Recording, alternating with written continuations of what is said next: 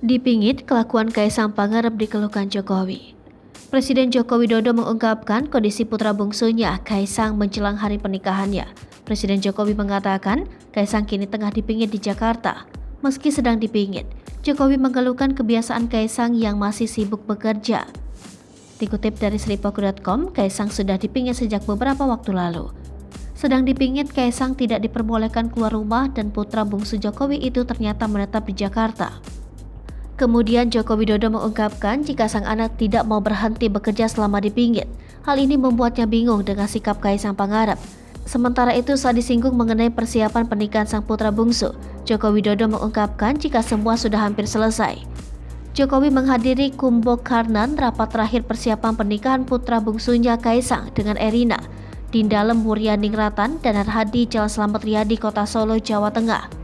Jokowi bersyukur persiapan pernikahan yang rencananya akan digelar Sabtu 10 Desember nanti berjalan lancar dan sudah mencapai 99%. Jokowi menyampaikan, akad pernikahan Kaisang Erina akan dilaksanakan pada Sabtu 10 Desember di Yogyakarta.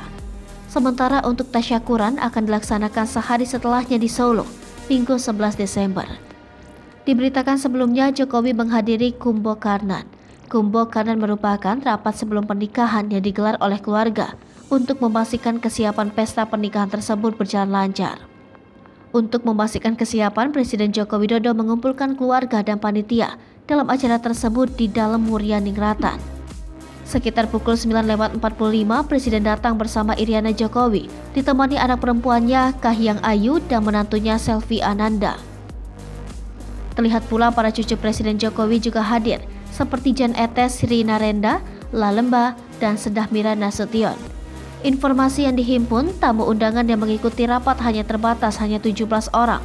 Terpantau sejumlah Menteri Kabinet Indonesia Maju ikut hadir dalam rapat seperti Menteri Koordinator Bidang Kemaritiman dan Investasi, Luhut Binsar Panjaitan, Menteri BUMN Erick Thohir, adapun Kapolri Jenderal Listio Sigit Prabowo.